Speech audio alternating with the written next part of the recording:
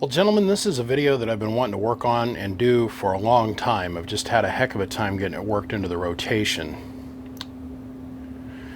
This is the only known complete matched set of Skullcracka amplifiers that haven't been completely boogered known.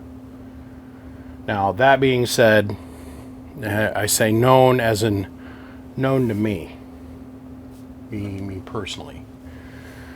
I'm absolutely positive that there are people out there that have a complete functioning set of these. They're just not interested in selling them. These are here to get polished and returned to their former glory, which they're not too far from it, and get put out there in the world for somebody else to go use. The 8 pill is in mint condition. The 2 pill is in mint condition, so we're not going to worry too much about these. Now, what you're going to see going forward is the first 10 minutes of the OG original video that I put out about these, where I took them over to my friend Prime's place and asked if he'd be kind enough to sign these. About a decade ago, I was lucky enough to get to be involved in the last 2879 Skullcracka amplifier build to ever happen. And long story short, the amp ended up getting bought out from somebody else, and then it ended up getting sent to Anthony because it was so butchered. And he went through and restored the board heatsink, and that's all he had. He didn't have the cabinet. And together, the two of us, we came up with a little bit more modern cabinet design. And the gentleman that ended up buying that amp declined to have a public YouTube video put out. But the cabinet that it went in was breathtaking, to put it mildly. That we ended up, it was all powder coat, and it was with the new Skullcracka powder coating, and it had all painted labels on it and everything. With this, and at that time, I was lucky enough that I kind of got handed the torch in a small way, to where a lot of the Skullcracka cabinets got given to me. A lot of the boards and heatsink and fans and that kind of stuff got passed along to me, and it was made clear to me that if somebody called him and said that they had a 2879 based whatever it was, that he'd pass them along to me for repair, because he didn't want to do the repairs anymore. So when this gentleman reached out and said if I'd be willing to get involved, I was like, well, that'd be awesome, because I actually have a bunch of those parts. And what I mean by that is I got a lot of boards and cabinets. I have one 32 pill cabinet, which I sent off and I had repowder coated, that we're going to put on this heat sink and board combo. And the reason we have to do that is because of this back here. Let's break over to that and let me show you what I mean. Start here. So as you're going to see in the next couple coming video segments, it's basically Prime and I talking about how we got to get rid of this capacitor bank. And there's some other stuff in here that we need to go through, like this all needs to get washed with alcohol here and cleaned up. There's a little bit of corrosion that took place there, but we'll get it back to 100%. But this here is the cruxus of the problem.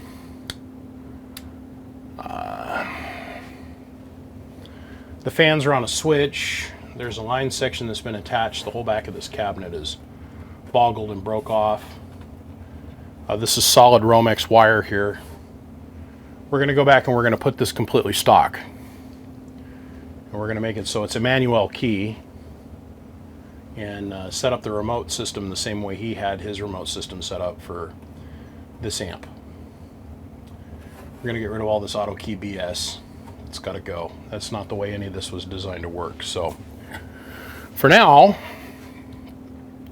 we're going to set these other 2 amps completely aside. We're going to pull these out of the equation, and I'm going to go ahead and I'm going to decase this, which means I'm going to take this tuner off. I'm going to disconnect everything in the back. I'm a little bit on the fence if I want to replace some of this wire.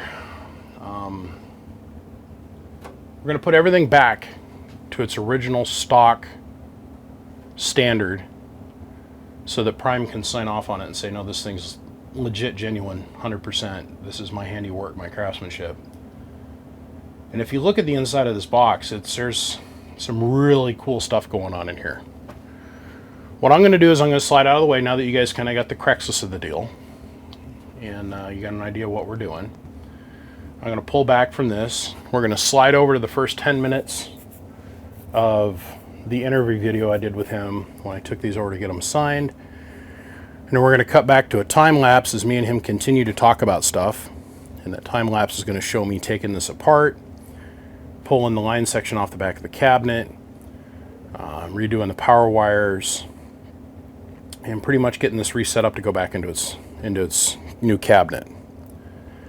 You know, when I'm done with that, we'll come back here and we will, well, we'll probably be really close to being able to hook these up, and let's give this a test run with its accompanied little brothers and sisters.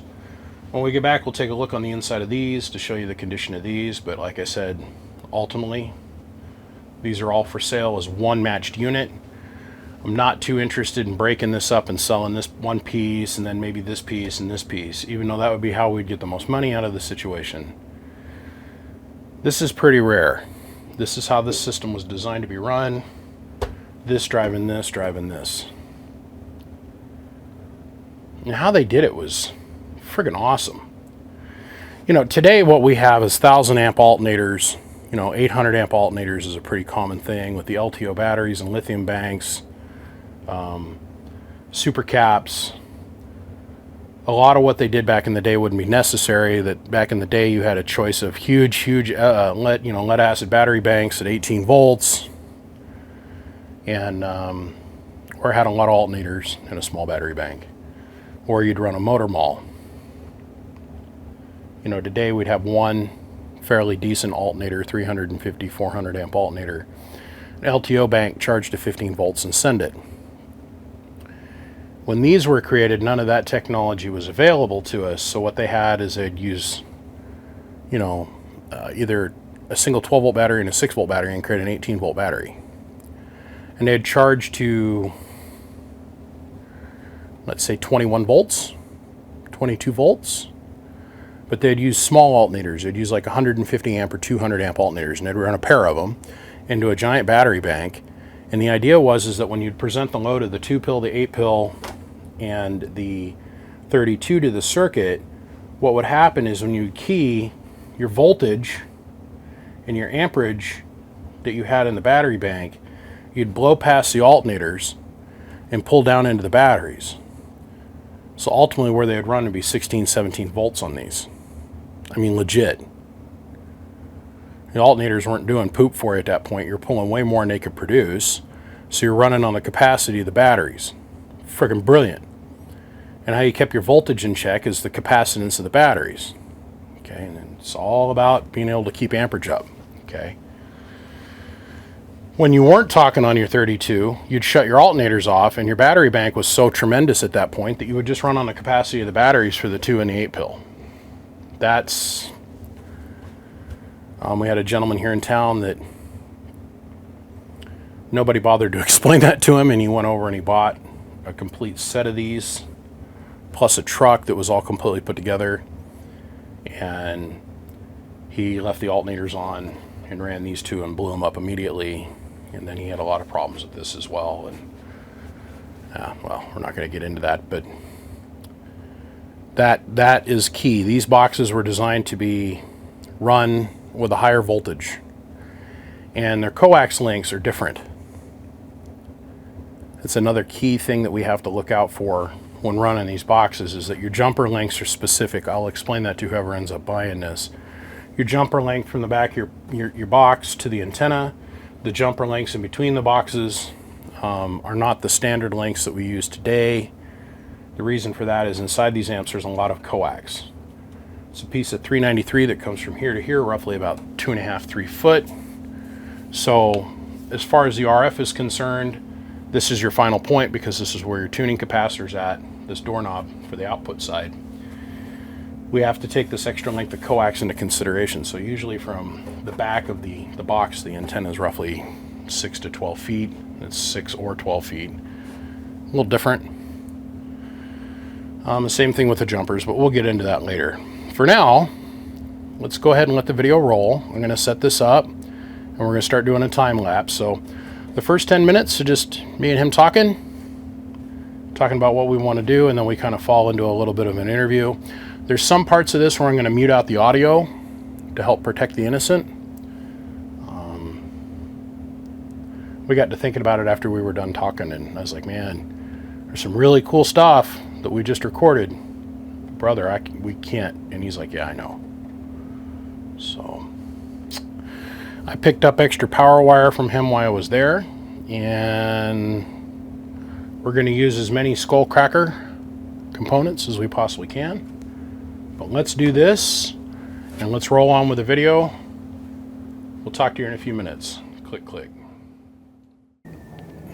Well, we're here. Man, you got a big ass, that is a big ass antenna you got over there, mister. 10 foot, man. 10 foot, 2 elements. Starter kit antenna, right? Yeah, that's starter kit, man.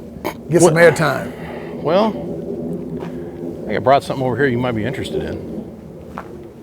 Can you believe it's been almost a decade since I was lucky enough to be involved in the last one of these? As in, like, the last one ever made? Well, I'm waiting to see what these is first before I... Well, think about it. Before I sign off. What was the first major project we ever did together? It was that the last one ever, right? Yeah, with the fancy cabinet that I should have kept. You know, in Pulp Fiction where they open the suitcase and bright light shoots Yeah, out of the suitcase? the gold, whatever that was. You ready for this? Open it.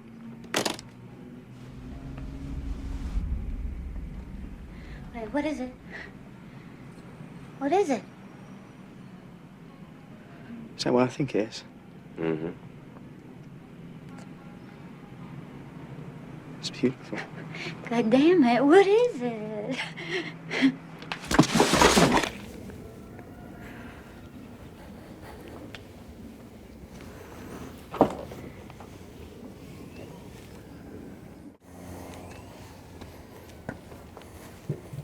Man, I don't know. I don't know. So, this is the rarest set of amplifiers that money can buy anywhere on earth right now. Well, the kings of the court. Say we drag these over in the shop. What do you think? Let's pop the lids off. I want you to see what's going on the inside of that 32. I want you to see what's going on the inside of the 8. I don't even need to see these things, man. I don't know what this is. Let's go over that. Let's go run over in the shop and let's set it in the shop and let's talk for a bit. You sit there and you go, wow, that was a bitch to shoot. Because then you think, well, that was like 12 different cuts for that 3 seconds of frame, you know what I mean? Yeah, I've watched some of those, like even instructional videos. Guys chop, chop, chop, chop, chop, and their head has to be in the same spot and all that shit. If you want to carry it, I'll open the door for you. Man, Look cooler, or do you want me to carry it? either way, it don't matter. I'll look cooler if you're cool carrying it. I can't believe I used to do these fucking things. I used to take these things at fucking FedEx. Shit, they're heavier now than they used to be. My ass is old. I don't know if they're heavier now than they used to be, but we don't work out as much as we used to, Yeah, right? Well, that's you true. do. You're losing all that damn weight. Shit, I use tools now.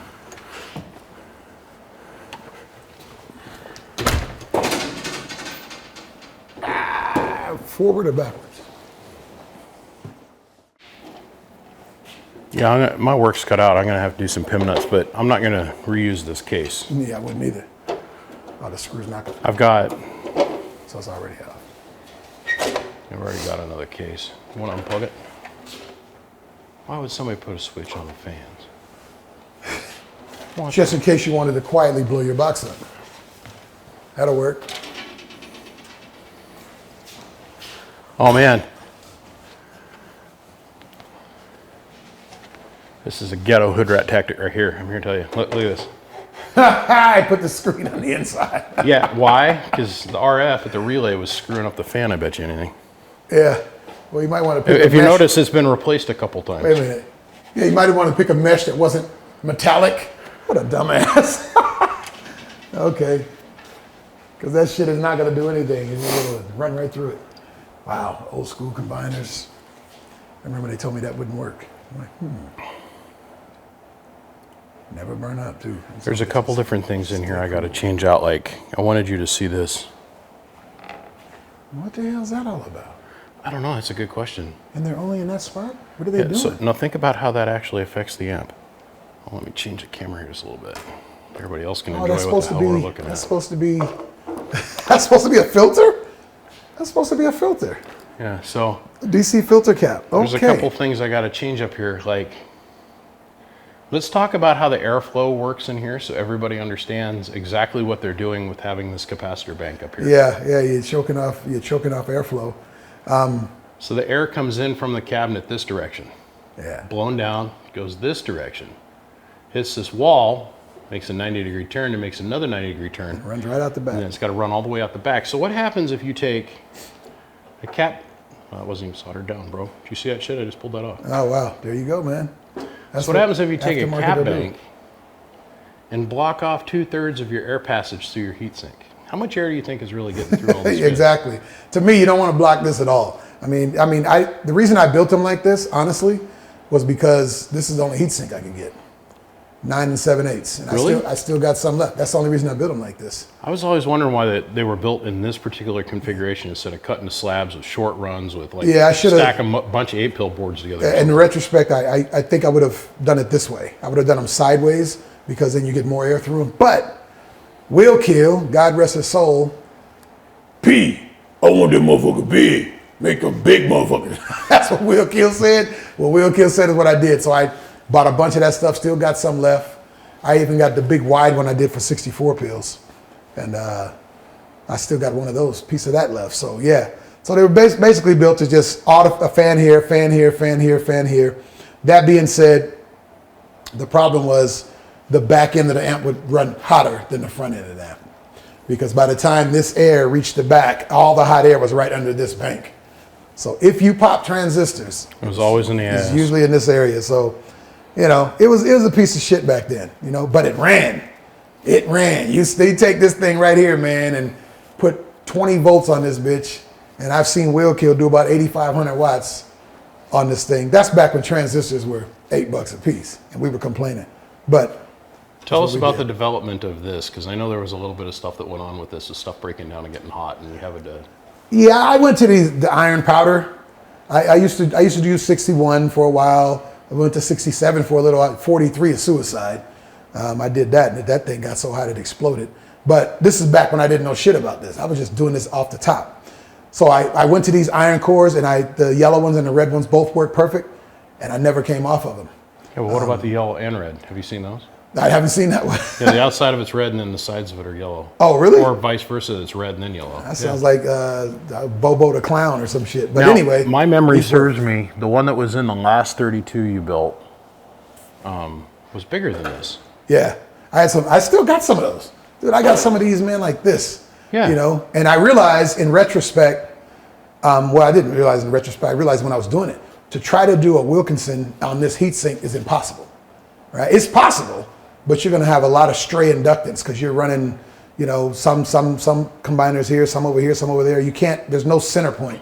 If I were to do a Wilkinson, I would have to turn these to where you'd have two facing this way and another two facing this way. Then I could probably get away with it.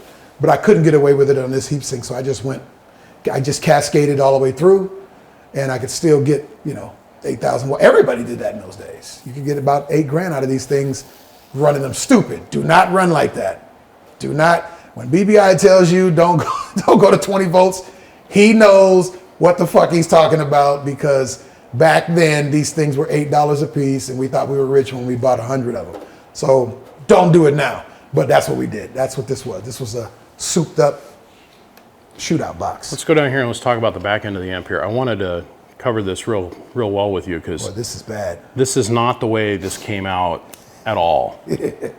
This isn't the way this left, but I've got to turn it back the way it was when it was produced, and it's the And you're line gonna have a set- much better cabinet because these are. Yeah, well, I didn't have a CNC machine then. I was using this. I did have this. well, I think it's kind of ironic. That's why I wanted to set it Yeah. here on the break, is because this is where the cabinet was made. Yeah, it was made on this break. Yeah. And now here we are 30 years late. 20 years? 30 years. No, yeah, this is over 30 years. Really? Oh yeah.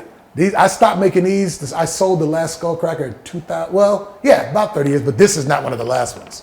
So this is an old one. I can tell because the cabinets are a lot more flimsy and yeah, this is some hood rat shit here, man. How many of these do you think? Well, I know you know how many, but roughly just an idea. How many of these do you think were made? Just me and my brother, we probably made over 1,000. Over 1,000. Now, obviously not 32s. I was going to say. No, I'm Not talking. No, 32s. I'm talking about 32s. I probably made about, man, probably about 25, 30 of them. Really, that many? Yeah. What about 64s? Brain had one, sold it, then Brain had another one. 64s, I've only made 2. The one was 2 of these in Will Kill's cars, 2 of these and an external combiner, which I still have in my thing back there somewhere. And the other one was the one-piece one that I had. That's the one I should have kept. That thing ran beautiful because the heatsink was like this wide. It was built the same way, but it got a lot cooler. Never popped the pill in and shot a lot of skip. Like I said, again, ran it at 18, charging at 20 until a gentleman from Toshiba schooled me on the differences. I want to finish out. Sorry, let me bring everybody else in the YouTube land up to speed. So, how many years ago was that? I came over and I bought those couple 20s from you and all that stuff, and I had the big box truck because I was moving that. It's been a while, man. That was 7-8 years ago. yeah, wasn't yeah, it? almost a decade. Yep. Well, anyhow, I come over and it was.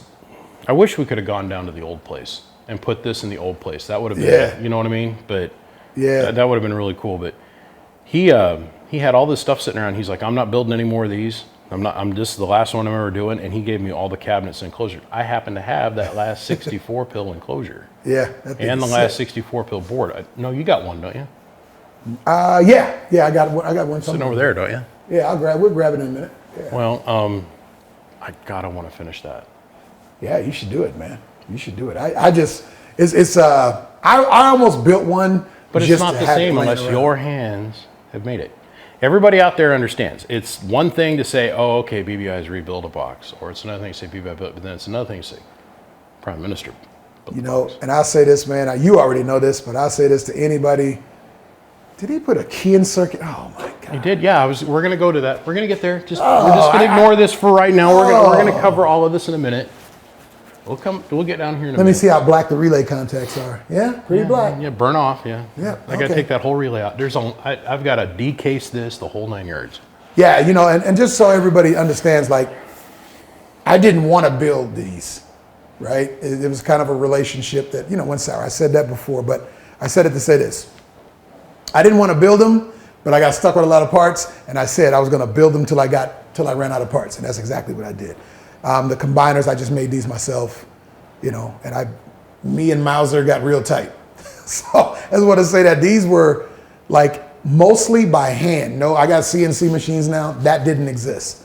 I used this brake. That was the biggest tool I had. This punch to punch out these goofy holes back here that are all crooked and sloppy, and and that's the way I did it. But they did watts, a lot of them. I used to Thing was complain about the volts. prices too, man. They've got to be on volts. You can't run them on like 14 volts and think everything's going to be golden. Yeah, because if these you run it are on not going to 14 run volts- like the Dave Yeah. made X4s. No, it's not. It's not. These were not optimized to run correctly. And I'm just being honest. They weren't made to run correctly. Will Kill said, and I quote, and BBI can edit this out later if it offends somebody, but I just want to get as much shit I can get out of these motherfuckers. That was Will Kill's standard. As many watts as he could get out of it, and he dominated the shootout for a little bit. And then, in all honesty, I was introduced to peak power. And we got our asses whipped. And that's when I changed. So, but this was a good run, man. This brings back some memories. My solder joints are still holding too. You would run on 20 volts, charged at what, 21 or 22? I'd run at 18, charging about 20 and a half, right around that. Yeah, so every day. when you keyed, it was just a giant 18-volt battery bank, right? Yep, 18 volt. We ran all they were golf cart batteries, kind of burgundy colored golf cart batteries, 6 volts.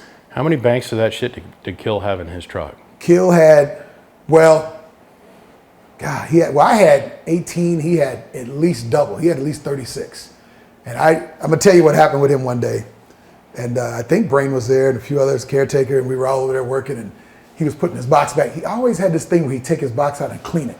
Will Kill's box did not look like this. Will Kill's shit was clean, and he would wax it. They're like, dude, for what this is, this thing is like a 10 out of a 10, but we're going to make it a 10. Yeah, I mean, you're Kills gonna make it was way like nicer. buffed, polished, right? But Kill was a neat freak. He would fold up cloth, put it over the top of his box when he's not using it. And he was pretty anal about it, man. I miss him. Because he was the one, I didn't want to build this. I didn't want to get into these big ones. I just wanted to get rid of the parts I had. And one day I want a 64, I said, dude, I'm not going to build a 64. He said, all right, man, I'm going to come back later. I'm going to talk you into this shit. Yeah, how he talked you into it was kind of... He gets in his car, he leaves, I come outside, and there's $5,500 sitting in my Suburban seat. And he with a letter that said, get started, fat boy. And that's exactly how I started that Will Kill box, man. And that was a friendship, man, that I met Will Kill at 15 years old, and he believed in me before I did. He said, man, P, you don't understand this stuff. You got Jacket and all these people teaching you this stuff, man. You need to be doing it. And that's what got me into it. Really was him and Brain and a few other good friends, man. Yep. And on that note, I want to say thank you. Because this is all your fault. Nah, man. No, I'm dead serious. No, you came and you're like, no, man, you got that drive in you. You got that.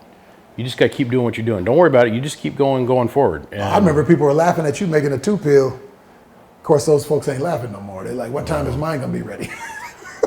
Well, you do anything enough, eventually you get a little bit good at it, I guess. Yeah, it is what it is. And when you build, man, and you build publicly, people are always going to talk shit. It's just, you can't really Believe me, I got thick skin. I'm glad I came up the way I did because it was rough coming up. Everybody didn't want to cut me no breaks. I'm glad I did because, dude. I was saying to me, man, I remember I started building these, man, and I was bragging when I got 5,000 watts out of one. So I called Charlie Wilson. Mr. Charlie Wilson, our friend. Charlie Yes. Wilson was way ahead of me with the shootouts. The king of the DC Mobile, Charlie Wilson. He was the man, right? I told him, I said, Charlie, look here, man. I just finished my first 32. He said, what'd you get out of it? Charlie talks real calm, never raises his voice. Never raises his voice. I said, I got 5,200 watts. He paused for literally what felt like an hour, probably no more than 20 seconds, and he goes,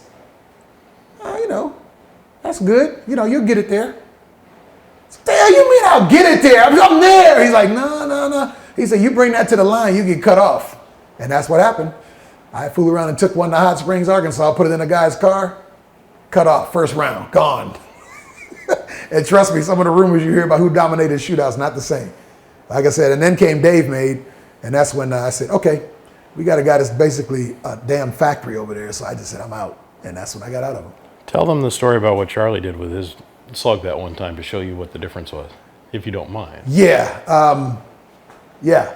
Well, those of you know who Charlie is. That's all I'll say. He doesn't like to be known that way. But I took Charlie, a fine example of an amplifier I owned. I'm not one of these. It was a box with some Z's in it. Friend of mine. No. I'm talking about his 32. When he showed you what he was getting out of his 32. I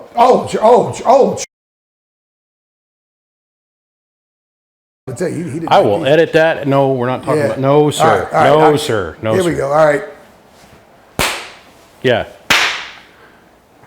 So after Charlie hurt my feelings and told me that was cute, like I was his son or something, I said, well, what are you getting out of a 32?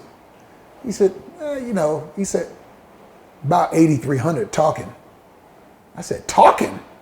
What do you mean? He said, no, when I'm shooting skip, carry is about 8,300 watts. I said, come on, man. And then he said, when I shoot out, though, I'm over 10. I don't know where I'm coming back some, but I'm over 10. I'm like, ain't no way in the world, man. But they wasn't lying. And Charlie was a dominant cat, very modest, doesn't brag. Beware of people that brag.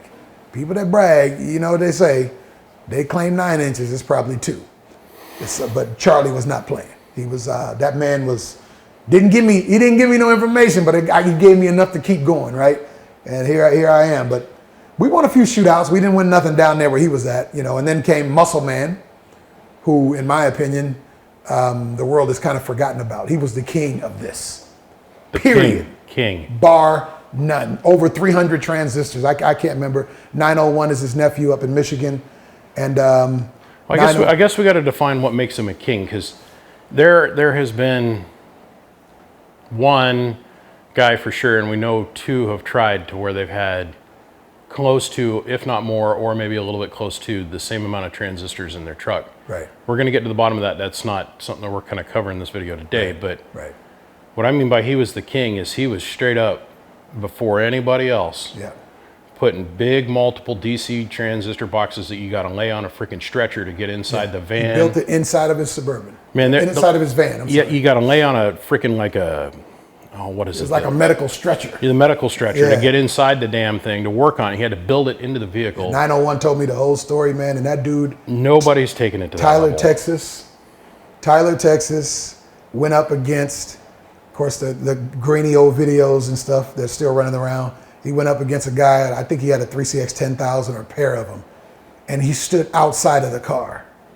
And you know how guys go, 111, oh, worldwide.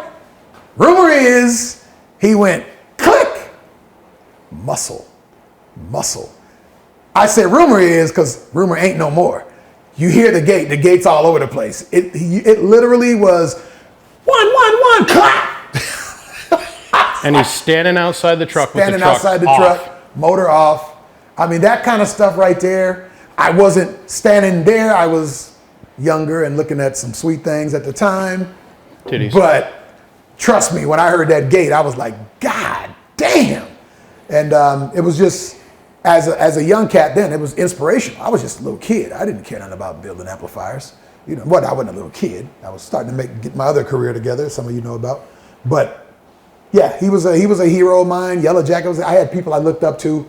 There's still some guys that are probably younger than me that I look up to, like Sneaky Pete, probably underestimated tech, but whole nother story. Let's run down here and look at the back end of this box. I got to get parts from. Yeah, this is where I got some problems. This is not anything that I consider to be acceptable. So this is an idea, okay, and like I'm going to give it validity because it is an idea. At least they clean the powder coat, and this is powder coat, by the way. This isn't paint, so it's not like I can sit here and go with a touch can and touch this up. The cabinet I've got, either it's got to be above this standard or I got to have it completely repowder coated, because this cabinet back here is, well, straight up effed off. And in all fairness, I use 062. Right. It's really thin stuff, But this is what I have a problem with. Yeah. Is this horse shit here. Okay. It's soldered in there pretty good, but they make a fitting now that's got a piece of tapered porcelain that comes off the back of this. Oh, really? With a nut on it. So you can take like a regular eyelet and attach to it, but solid core wire going back to the relay is a no, never, no. That's no. Yeah. So I got to snatch this line section off. The cat wants it back, the guy that owns this. I'm still tripping off of this, though. Yeah, dude, look at how many diodes he's got down there. Why would you want a key like that on a box of keys that many watts? You do understand that, people? That when you key this thing, click, you're going to get a hot relay that just sparks every time you, I don't know. Okay. I don't get the diodes back here, my man. Do you get the diodes back here? I don't get this. I don't get the sniffer circuit on a what's capable, probably a 5 kW box, a sniffer circuit. Really? Would you put that on your pair of 3000s? I did. Wait, maybe they would. I did a YouTube video. I think it's called "Why You Need to Have a Foot Pedal in Your Mobile." Yeah. And what I was talking about was I put an auto key in this guy's box, and then I put a foot pedal in the dude's box. And I kept telling him, you don't want an auto key, and it was on a 24 pill. So I got the whole box running, had the driver going into the box, and I sat there on camera and showed the relay in the dark. So it'd show up on camera. Yeah. And it's like a lightning show that takes place Every back key, here. yep. Every key. But then when you step on a foot pedal, clap, the relay's pre-closed, and then you punch down on the driver and there's no arc. Right. And everybody was like, oh. Yeah, it makes makes sense. Why would you ever want to have an auto key in one of these things? I don't get it. I don't get it. Maybe it's just a coordination problem. I don't know what it is, but I got 2 pedals on my base station that control 3 boxes. And if I had 3 feet, I'd have 3 separate pedals. But I've been working on the third foot, but that's what she said. Well, you got a big anaconda, but then, you can just drop that on that third pedal, but then that gets to be a pain because you got to pick it up every time. But I've got 3 pedals on mine, but 2 of them latch together, so Yeah. I got to hit 2. Yeah. But Actually my third pedal is my trigger. I have a trigger finger, so I do have 3. I got to get better ground wire from you because what was in here, this doesn't look stock to me at all. Oh, dude, you got to come over and look at my wire collection. I got some stuff for you. And we got to get some stickers and some other miscellaneous stuff, but this here, and then that cap bank down here, I was going to take these out, but I want to show them to you. Yeah, does that really do anything? I mean, it's supposed to be a filter bank, but how? Well, the other thing that these guys got their brains wrapped around, and I did it for a long time too, was trying to keep the voltage up. Yeah. Does that make sense? It does. It does. To a degree. You need more filter cap than that to keep this.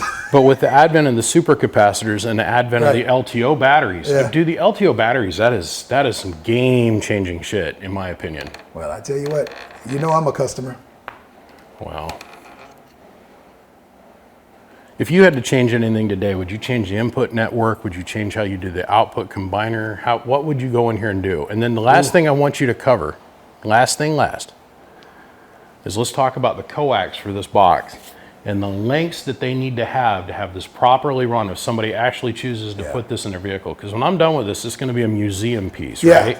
And I'm glad you brought that up. Somebody is going to buy this, they're going to set it on the shelf behind glass, and they're going to look at it and be like, look at what I have, right? Yeah, when I built these, in all honesty, it was about getting rid of parts. And I said the last Skullcracka DC 2879 box would be when I ran out of parts, and that's exactly what I did. But knowing what I know now, this piece of coax here, I don't care what I'd have to do. It would have to be a quarter wavelength, right? 0.66 quarter wave is right around 6 feet, right? If you're running heliax, you really got problems. It's around 8 feet.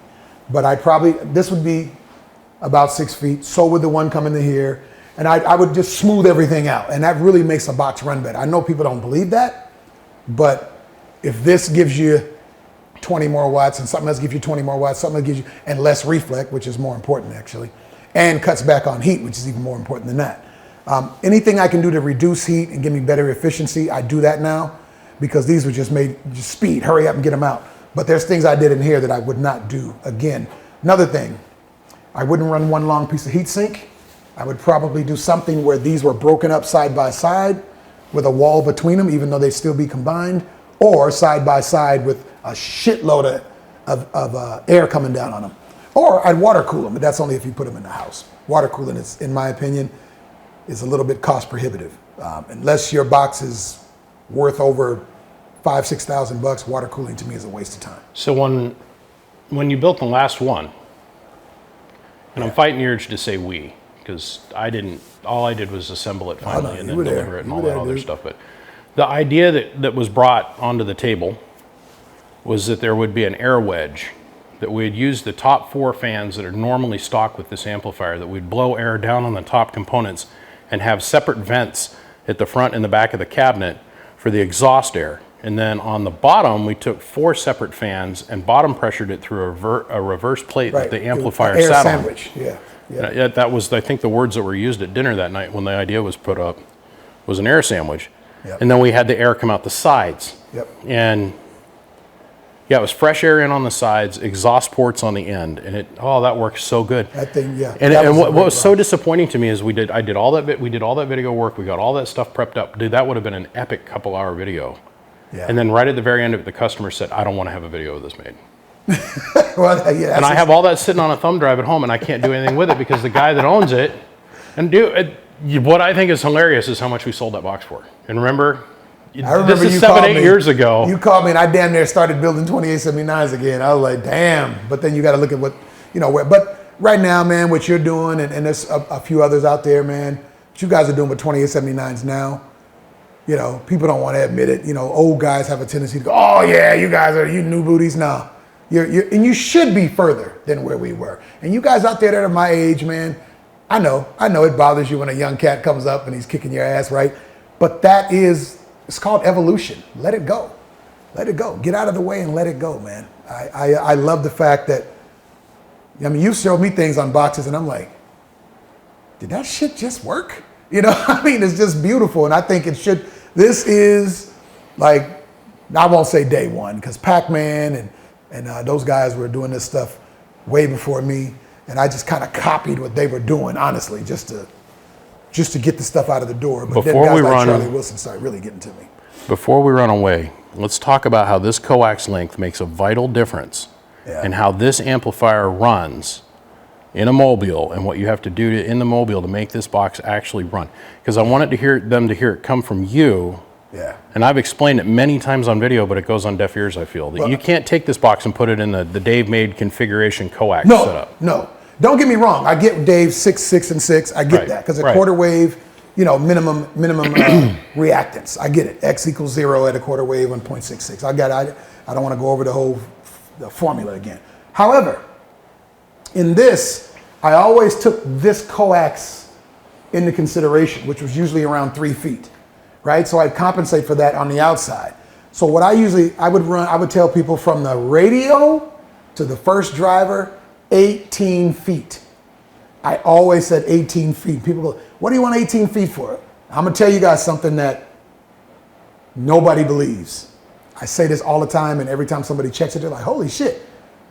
You know how 6 foot is a quarter wave on on 0.66 stuff? You know, like RG8? Yeah, minimum reactance. Go to 12 feet. It is not minimum. It does not, it's not proportionate. You don't go from 6 to 12. When you go to 12, reactance comes up. And go try it. I'm gonna do a video about this myself. Then at another 6 feet, it drops again at 18. That's why I said 18 to my first driver, right? So 6 between that driver and the 8-pill, which is what we drove these with, 8 pills. 6 between that driver and the 8-pill, because that was nulled. And then usually 6 going up to the top if you could get there. Some people couldn't get there. Some people had to run 9s, which, you could tune that out, you know, with the antenna. But that's the way I ran them. That's why the Dave made way does work, because his amps didn't have all this stuff in here. You know, this is an ugly, long-ass box. And this coax. With a heavy-duty impedance bump back at the relay. Yep.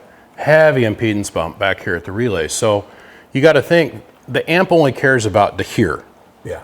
And on my style of building that I prefer to build like, because I know how to build like this. Believe me, I've been to the school. This guy's taught me. Don't build like this. Right, so I know how to build like this, but I build, I don't want to say the next generation, the other way. Yeah. The way we do it is we put the combiner back here. Yep. We have an inductor to compensate for the impedance with a capacitor to compensate for the impedance bump to 50 ohms. And then right at the relay, we have the coax connector. Well, the combiner final stage is here, right here in the middle of the box. So as far as the amplifier is concerned, the amp is done. Please note we've got our capacitance right here for our final tune. This is part of the antenna system. Yep, it is, which is why you had to do that. Yeah, it's true. Very true. That's just the way to look at it that people understand, is that this is part of the antenna system. So you got to think it's basically like a 3-foot jumper. This is like you just broke your coax and you went and put it back together. Yep. That's really what this is. And is it right? No. See, I have no problem saying I did some shit that was wrong, and that was very wrong. But it was about We didn't know. Nobody knew. Yeah, it was about space and just copying shit that I saw and trying to kind of figure it out after that. Now, what I do now with LD MOS, totally different than this. Matter of fact, I wouldn't put this in an LD MOS box to save my life. I use open coils, and you know, sometimes I put a little series inductor at the end of any LD MOS, even these. Just a series inductor at the end of a box. You'd be surprised how clean it makes your box run. Nothing fancy, just before you go out of the box, try it. Just take a little, I don't know, measure the inductance first, but it should be roughly around 3 turns at 1 inch, maybe 4. Run that out and you'll see it clean up. So same thing, but it doesn't apply to this because of what Luke just said. This, starting here, is part of your antenna system. And this big bump right here should have never happened. Now you'll see some of my later 32s, I took this relay and put it right there, and the coax connector was right here. That was how I did haven't brains. seen that yet. Yeah, I did a few boxes like that where I moved all of this came right here. But the problem was I had a problem getting my output tune in, so I had to come off and go around, and everything was over the top of this, and this didn't get a lot of air. So we don't know where this came from. This came from John Boy, this 32. Okay. But the other couple boxes, they come from our very close mutual friend, which we'll get to here in a minute. But from my memory, because it's been 7-8 years since I had the honor of being able to be involved in that last one that we built. Yeah.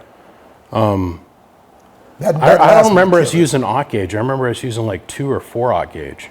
Yeah, I got, you know, That I've we all kind dipped of, and all that kind of shit. and this is even overkill actually when you think about it. It never got hot. You can't heat this wire up. You can, but you'd have to really be doing something ass backwards. But yeah, I'll use 1-aught. My 64 had 2-aught. I think it had 2-aught in it, and then I reduced it as I came out. But that 64 was insane. It was a good running box actually. Yeah, I really want to build another one, but it's like everything in life. Doesn't make sense either. There's no time. Yeah, and it just doesn't make People sense. don't understand how much time all of this takes. And the Like, thing about the 2879s, and I ask you this all the time. I don't get the value proposition, right? So when you're building these things, I'm doing the math in my head, and I'm thinking, why are they buying them? And you said something to me that blew my mind. You said, do you know how many old ones they already have? Right. And it made me think the parts are easy for them because they have the boxes. You know, they want that old box to keep running. And I realized that it's legacy. Well, you get to the point with really. any amp. Like, so let's say this thing decided it's going to blow a pill. Am I going to go in here and am I going to remove all 32 transistors to put DEIs or HGs or some other bullshit in here? No. Right. I'm going to reach on the shelf. I'm going to pull its partnered transistor out. I'm going to drop another Toshiba in here and marry it up and send it on its way and know it's going to work just fine. Right. But you get to a point like, oh, you know, our friend down there in California that only hooked up half of his 16 pill and then the other half he hooked up in reverse. You know who I'm talking about. Yeah, let's just not say anything. He's gone on to God. It's not worth saying. I've made some mistakes. I ain't gonna lie. Shit happens. We've all hooked up. Dude, I did one where I finished this brand new build amp. It was 2-drive and 8, and I'm on the phone with the customer, and I go to plug it in to do the last test on video, and I plugged it in backwards and popped all the pills in the box. It just happens. Oh yeah. But he blew half the transistors in this end of the amp. So let's say that situation happens. Man, damn, how did that Which happen? would you rather pay? Well, he had multiple power wires coming out, and he popped only half the box. Okay. Which would you rather do? At $150 a piece, let's say. At the time of this shooting, an unused Toshiba is about $200 to $250. Woo! And a used one is somewhere between $50 and about $150 for a used Toshiba at the time of the shooting of this video, because it's subject to change. Which would you rather do? Pay 16 times 250 or pay $35 a piece and completely rebuild the box with components that we can currently, and I say this very tongue-in-cheek, currently get. Yeah, I'd probably have to go with what you can currently get because, Right. you know, I don't know, man. It's I don't understand it. It's a cost over convenience thing. This has become a phenomenon. Honestly, 2879. I'm not talking about this box. This box is a relic, but the 2879 has become a phenomenon. I bet you Toshiba's even blown away by what people are paying for these things. People are buying used boxes just to get the pills out of them. You told me that. And I was like, damn. It's a small sub-market that's going on right now Yeah, for sure. yeah. Now I remember the very first one of these I ever seen was brought to a cat in Idaho, which we're not going to talk about because that whole situation never worked right. But that box was completely full of 5-watt resistors. Mm-hmm. The 32 pill was completely full of 5-watt resistors. The last one that we built was all 5-watt. The 64 was all 5-watt. But I see this is populated with a bunch of 2 watts, and the only thing you got the 5 watts on is the final stage. Yeah. If you had any clue how much shit I have taken in my entire build career because I insist on using 5-watt resistors on everything that has anything to do with moving the RF around, input, output, flybacks, what was the thought about doing, and by the way, none of these have ever been burned, so they're all matched. Yeah. This whole thing, that is unbelievable to me. This is probably on this, 5th owner at this point, right? Fourth, fifth owner. It would have to be. Yeah. And it's never had a blown pill. All the transistors are matched part numbers. What was the thought behind going to a 5-watt resistor on the final output? Honestly, man, you've blown pills before. No. And One or when two. you blow them, there's one thing how many times have you done this? Yep. That's where it's at. You know what I mean? And if this resistor goes, it was just, I was lazy. I said, you know what? I don't mind knowing that that's where my pill's gone at, but I don't feel like putting another resistor in there. So plus it looks cool. It had doesn't make the box work any better, doesn't do any more watts. That's all bullshit. People tell you that kind of stuff. No. Didn't do any more watts. I just liked them because now here, they're absolutely necessary. But here, not so much. That's honestly, not so much. This is my thing. I like having, on the final stage combiners, output side, Yeah. I want 5-watt resistors. Because when an imbalance comes, that's the only thing standing between you and you killing the rest of your pills. Yep. Now, I've listened to every single conceivable human frickin' argument about this issue. And I'm here to tell you that this is necessary, this is not. I do this because I like it. Yeah, it just looks good. Yeah, that's what I'm saying. And now that we've got really cool technology at our fingertips, like FLIRs, Yeah. when you watch these flybacks actually get really hot. So it's like, I'd rather put a 5-watt here, that and it looks cool. Yep. My dick's bigger than yours. It looks really cool, kind of bragging thing. My dick's bigger than yours. The resistors are bigger, dick's bigger. Okay, so here, not so much. It's not a big not thing. necessary. Not necessary. But output and on the flybacks, Yeah. that's just a me thing. Yeah, And these now- don't do squat electrically in the circuit until there's a problem. Yeah. For the most part, they just present to the combiner its proper amount of resistant And load the problem for with these operation. things, when you go to the multiple transistors, you probably have a 10,000 watt slug in, right? Right. You pop that pill, you can't see it on the meter. What do you wait for? You smell that? Right. Yeah, somebody burnt the grits. I mean, that's by that time you probably burnt 2 transistors. So those five waters will help to hold on at least a little bit. You'll smell it, and when you smell it, hurry up and get off the key. And usually you probably just pop that 1 transistor. When you did the last one with the relay here, did you have to do this tune? And man, I cannot give mentally and morally and myself in my heart, I can't give these guys a knob to turn, because if I did, shit would be sideways 15 times. Yeah, but people crack me up. They'll tune this for output power. Oh yeah, I've I'm seen like, that. Dude, don't do this, man. You tune this. Well, you've seen the correlation where if you take and jack up your input SWR, your output power goes way high. Yeah, Because it's all Hollywood. garbage. Yeah. No, man, you tune this. You gotta be looking back at that input side in that bird and just go minimum reflex, or else you're gonna sound like you're on sideband after that, or you're chewing marbles or something. Yeah. But I see a lot of people do that. That's why I said lately I started putting my tuner right here and the coax connectors to get away from this. That's what I did lately. Looking at this, being that you might have known, I'm just saying, you might have known, not trying to present blame on anybody for any reason, because we don't want to do that here. You might have known the people that might have known who built this, right? Wink, wink. Right.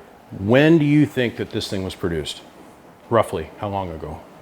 Would it have been 90s, late 90s, early 80s? I'd say about 96, right around 96, 97, because I know by 2000 I was putting tuners. This was gone, and I moved them over here. But it was a little hard to get the relay here because this had to scoot over to one side, then the relay, then the tuner. That's how I had to do them, and that was hard because it was a cramped. So the box got a little bigger. I stretched it out. I gave myself a little bit more room in here. Right, that's why the plates got wider here, because this is actually 2 separate plates that's in here. There's this half and then that half. Yeah, so I went with one just big ass piece and stretched it out a little bit more. And I think we put another 3 inches on it. And they ran a lot better like that. But people didn't. Then it was a little harder to run that coax. But then you could go up to a longer piece of coax if you needed to. But you had to go either 6 or 18 still. A 12-footer, can't nobody show me where that where it can match a 6 as far as reactance. Not going to do it. Where were you guys pulling your inspiration for this when you started doing this? Were you... Honestly, well, I can't say his name. Right, don't. Good buddy I'm in business with. That was at Messenger. Good friend of mine. Right. It was just basically a poor man's version of his design. Like I said, a poor man's version, but you, at this time when you were making these, everybody was hand dribbling their boards, and you were out at that time having a third party cut. And remember, this is the 90s, right? No, these are I cut myself. These boards I just with a Dude, there is no way these are perfectly square around Oh the no, transistors. not the transformers. I mean, No, around the transistors, the board. No, the board itself, dude. The board itself is not made by any. No, this is me and my brother Mark. Shut up. Yes. Dude, look at the line, man. We had 2 Dremel tools. Dude, they're man. perfectly straight. What the fuck are you talking about? No, we took a felt tip, right? And we take a ruler. The ruler would run from here. No, all dude, the way down. look at the edges on, this has got to be older than you think, because look at the edges on the, No, No, this is not. This is CNC'd machine, dude. This has got to be machine cut. Yeah, it is. You're right. This is newer then. This would have to be. I've seen the older ones. That's why I'm like, no. And This the would have to be fiberglass is flat early in here 2000. too. Okay. Yeah, you're right. No, because we would take what we used to do, we take a ruler and go all the way down. And brother, the other thing is draw this has got the dashes. wide transformers in it. Yeah. Yeah. Versus the older ones, they'd be right on top of each other. The other right? ones I bought transformers. These Right. I made myself. I make all my transformers myself now. I'm never going to stop doing that because I can change whenever I feel like it on the fly. You know. And the thought behind that was to help spread out the heat, increase the surface area of the transformer so you could drop the capacitance down, that kind of stuff. And you spread them apart and you get the air through them. And I never had a bead. I heard of people telling beads cracking. Never had that problem. I've never seen that. Yeah. Now, I've blown ferrite off the end of the coax lead before when somebody decided to tell me, oh, yeah, you stack a bunch of these beads on the end of your 217, you key up, and it'll keep the modal RF up. No, man, all that does is blow your coax apart on the end I built an antenna for a guy, which is really my first thing. And he had a bunch of 43 up there. I'm like, dude, are you crazy? It's funny, man. Well, still, even in 2000, nobody was... Dave had come along and all that stuff had happened. And he's doing the layered system like what I like to use. Right. You were sending this off and somebody was out there machining all of these boards and cutting out the holes for the transistors. I bought a CAD program. I still use it now on my LDMOS stuff. I mean, I can grab a board here while I'm talking to you. And I still do it right now, where I kind of just have these boards done. I draw it all on CAD. And then you get these, or you get some of these. It's real simple though. It's nothing crazy. Now there's some stuff going on underneath the board where I'm dropping a cap out here in space. Don't think it's not hooked up to anything. That's coming right over here, right? And this cap is going down here, coming through here, but it's all underneath the board. It's in between, right? So it's a middle layer. So I started doing that lightweight with these. And that's when I got into using the CAD programs and I started messing with that one. I don't even know the CAD terminology, but I do it all the time. The thing is though, you're the only one that did that at first. Now that's probably everybody can do that from home now. But in 2000, you had to have a firm do everything for it. It was a little bit harder than it is today. Would you agree with that? You spit out a disc, you go out there, they'd look at it. Sometimes they'd laugh. But they knew that the kid's trying, right? No, wait a minute. In 2000, when you bought the CAD program, was that on floppy disk or did it come on a CD? No, it was on a CD. It was on a CD. Yeah, it's on a CD, man. And I didn't know what I was doing. And obviously there were no YouTube videos to reference, right? So I would just go and ask people, and they said, look, they knew they were going to do business with me. They said, here, we'll show you how to do a rudimentary board. I said, cool. So I learned the rudimentary way, and then I learned how to do the middle layer. Then I learned how to get my name written on the board. You got to do that, little arrogance. Okay, let's switch off that topic now. Let's go over and let's talk about the barrel system for the connector, because I've got to replace all of those on the back. You have two reds and two blacks, and you've had them on every 32 pill that was on the back for the foot pedal and the remote on. Yeah. That was your way of wiring everything. Yeah. You got to remember, I've got to put all these back to completely stock, like directly off the showroom for us to be able to be successful at this. Let's zoom over here because they've been sitting here staring at the same thing now for 10 minutes as we've been sitting here BSing. Let's stop and talk about this. 1, 2, 3. Let's talk about the connectors over here on the end. And what was your thought? How did you guys develop those connectors? Why did you not use like a mic jack? We've got to put the plastic barrel connectors in there. There was 2 blacks and 2 reds, correct? Yeah. What was the thought there?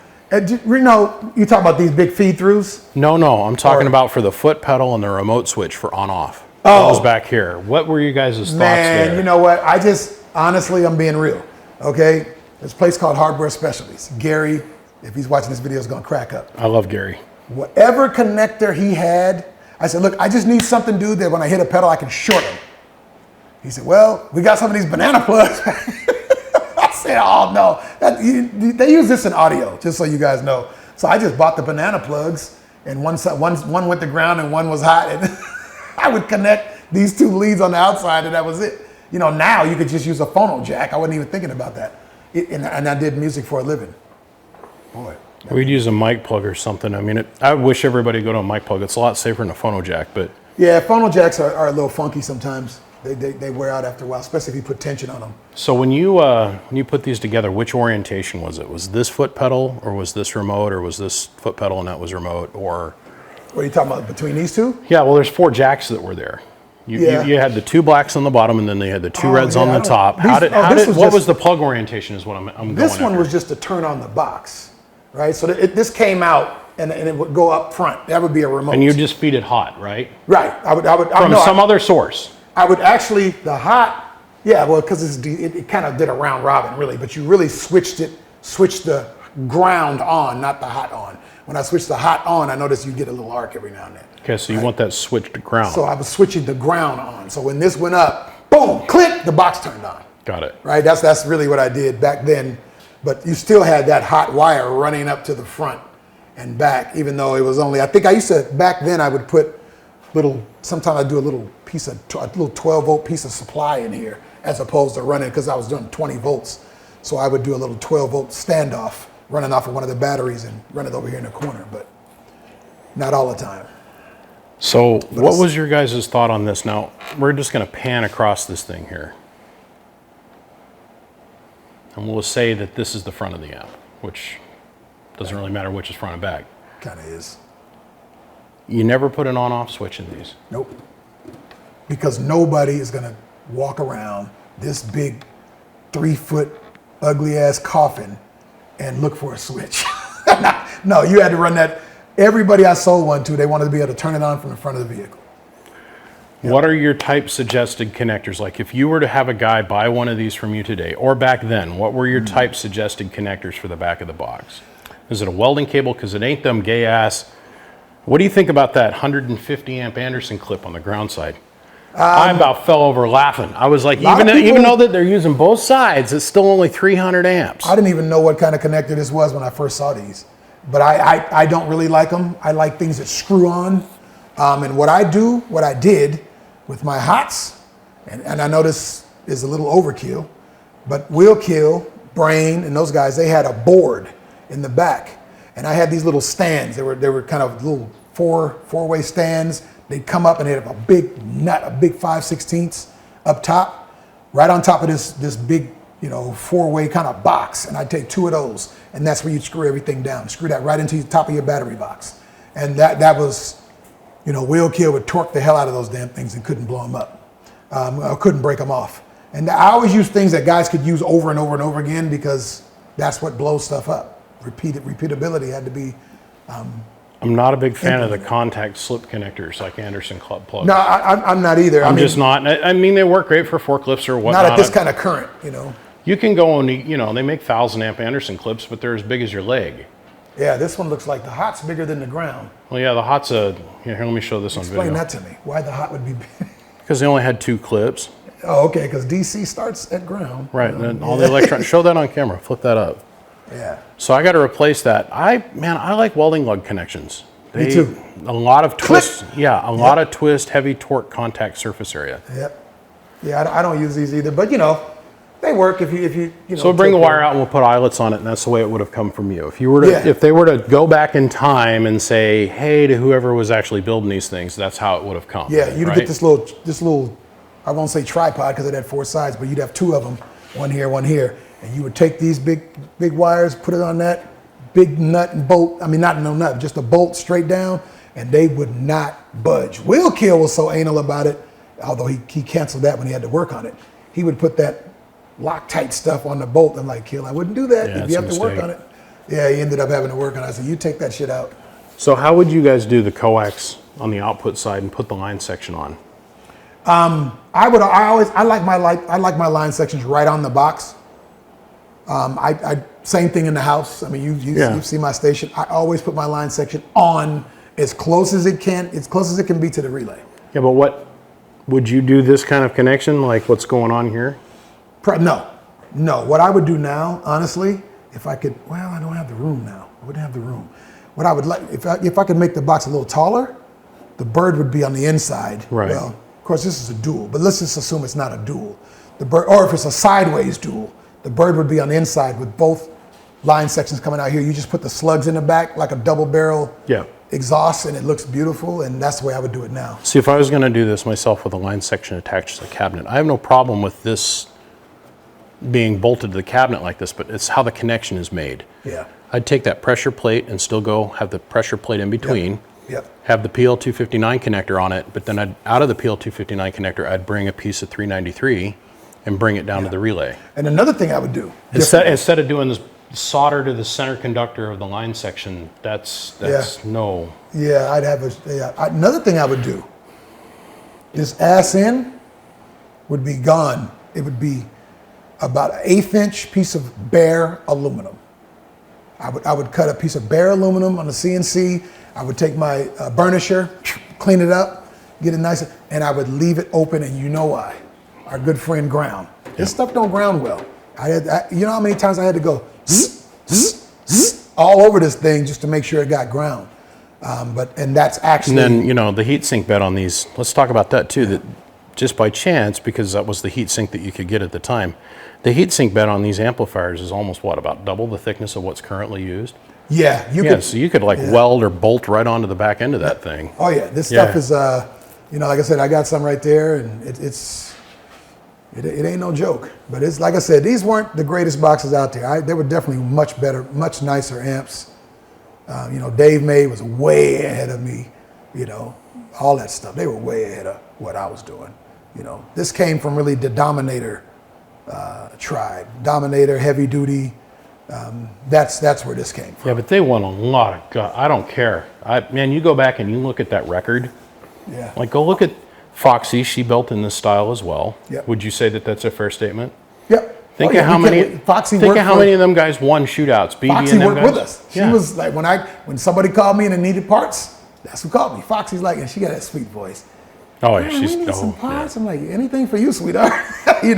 And so I would send her the parts, and then somebody blew up Dominator, and that gave birth to me and Foxy at the same time. So we both started building boxes because we were in the same position. Well, let's button this up and let's take a look at the 8-pill. Yeah, that's the best one. Best running box I make. Being bolted to the cabinet like this. Here.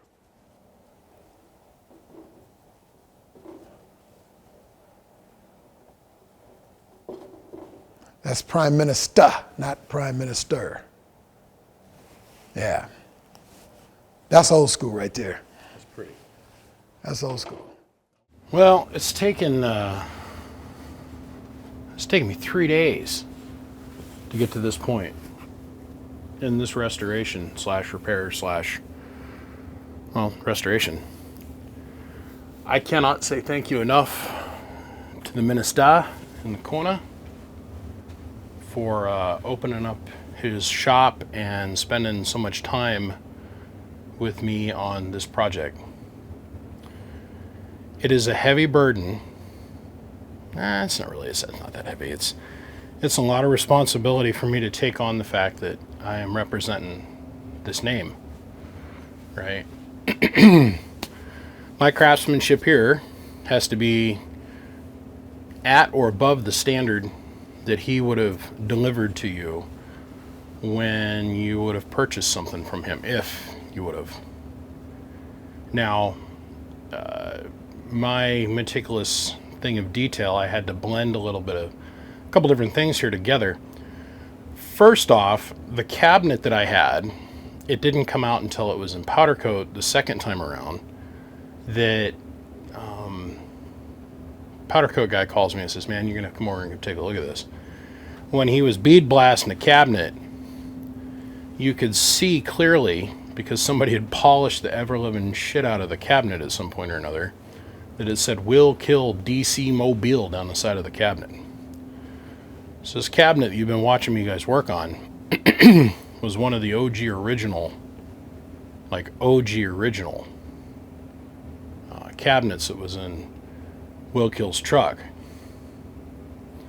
So my mission was to take the cabinet that was all bent up and make it disappear, and then take the board and heatsink combo and put them together with the new cabinet / old cabinet that I had. These cabinets aren't going to be made anymore. We're not going to make a new cabinet for it. And I took an old cabinet that was perfectly straight and didn't have any dents, dings, or chips in it, took it over and had it repowder coated, and I thought, man, I'm just going to slide the heatsink out and slide the heatsink back in. That wasn't the case. A lot of these cabinets, because they were handmade, there was a lot of uniformity to them, but not a lot of uniformity to them. Which, in this case, the original cabinet that the board and heatsink was in was held in with 6 screws. This newer version was held in with 10. And the way the relay was mounted is a little bit different, and the way the power wires in the /new cabinet were different than the ones that were in the old cabinet. So I had to replace wires and upgrade it more to the style that would have been done with the newer style Skullcracka builds. Because there was many iterations of these as he was progressing forward. It wasn't like an assembly line system. And the cabinet length was a little different, and there was some other stuff that we had to modify, which I showed all of it here on video. The other thing that I want to cover is that the pass-through tune thing was not even anything that they compensated for back in the day, where we're a little bit older and a little bit wiser today. That is something that we definitely compensate for. So with it wired stock, it had an SWR of 3. Well, after adding some capacitance to tune out the reactance of the relay and the wires and that kind of stuff, we're able to get it down to a 1.03, 1.042. Somewhere in that department, 1.032. So, all right, let's put some lugs on it. Let's hook it up. Let's run it. Before we can get that far, I've got to do the lid. The lid that was on the other cabinet will not fit this cabinet. Well, thankfully, I was thinking ahead when I went over and I had the cabinet signed. The lid that's on here is going to be stock, so I don't know how well it's going to look with the powder coat versus the new powder coat versus the old powder coat. There are many more attachment points on this cabinet than the old lid, and the old lid would have been about an inch longer than this lid. So I got to reuse the old lid. I have both the lids got signed, so this is going to be signatured, you know, but I cannot take the new lid and get it powder coated, because then the signature is going to get obliterated. Now I know my bro, he'd re-sign the new lid, but tomato, the lid that was on here was in really good shape, so there might be a few little blemishes in the powder coating as far as that's concerned, but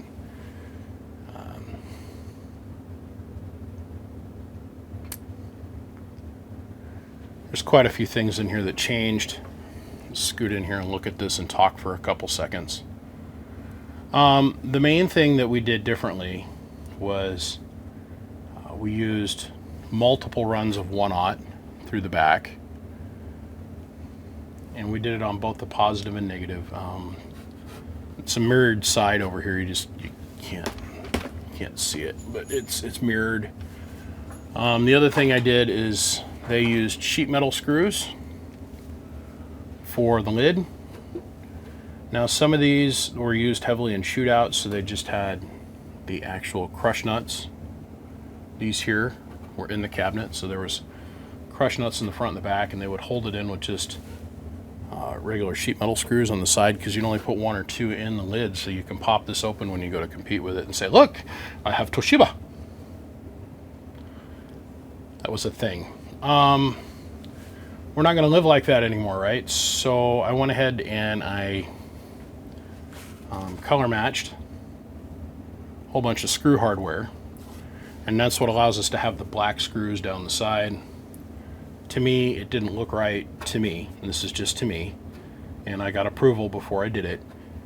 I wanted to blacken the hardware, so this is stainless steel hardware that has been primed and coated, but please be aware that the screws, they'll chip pretty easy, but for now it looks perfectly perfect because it's perfectly perfect.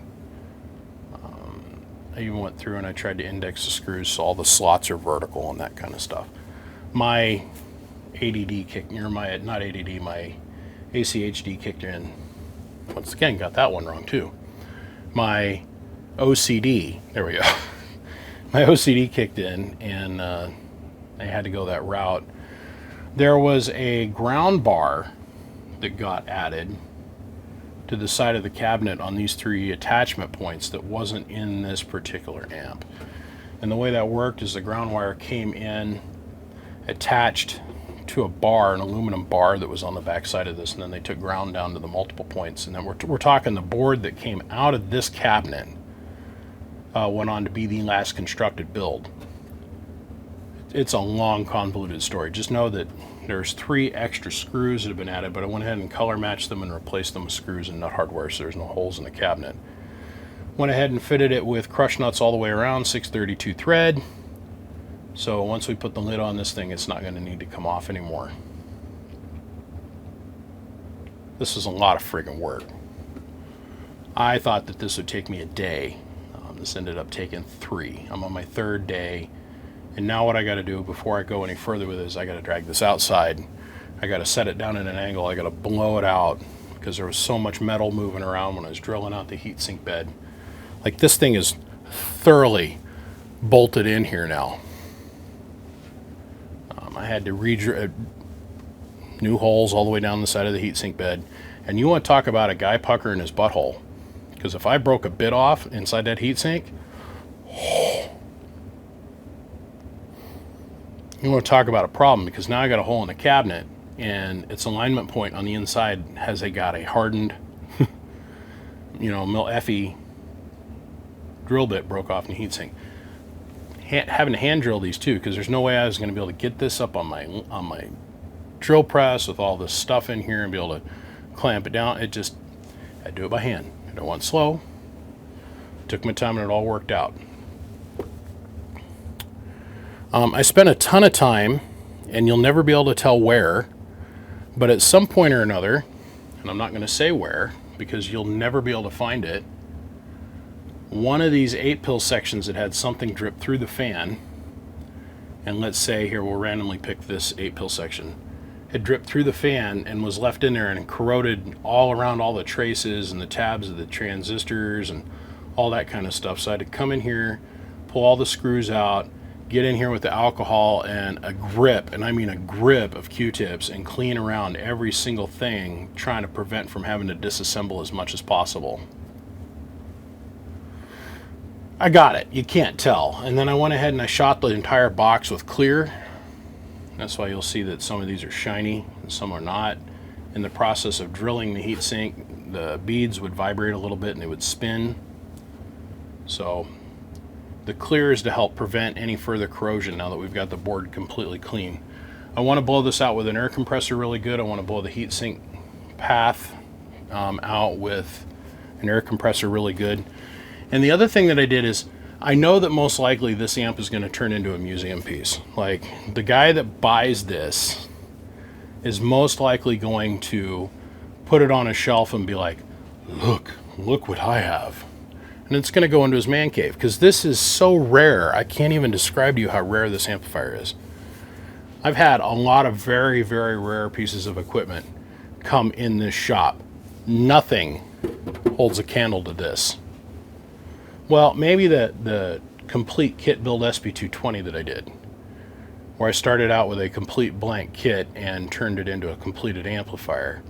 That was a once-in-a-lifetime deal. This is also a once-in-a-lifetime situation. So, this on a lot of levels,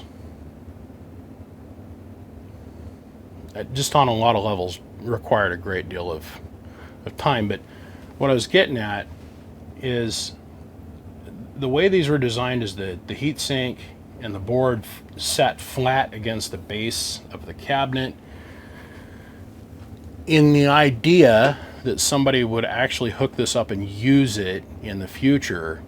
One of the things that we figured out what we could do is all the air gets pressurized into this enclosure. It has to wrap around the end of the cabinet, and then it has to travel down the heatsink. Well, the problem is there's so much physical surface area of drag of air passing through the fins.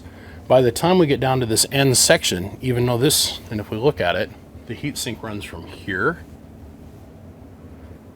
down to the end of the amp, and our last row of transistors sits here. If you think about it, we've got our first row of transistors is here, our second row of transistors is here, our third row is here, and our fourth row is here. There's more metal mass, technically with no heat being added to it, at the ass end of the box than there is anywhere else inside the piece of equipment, right?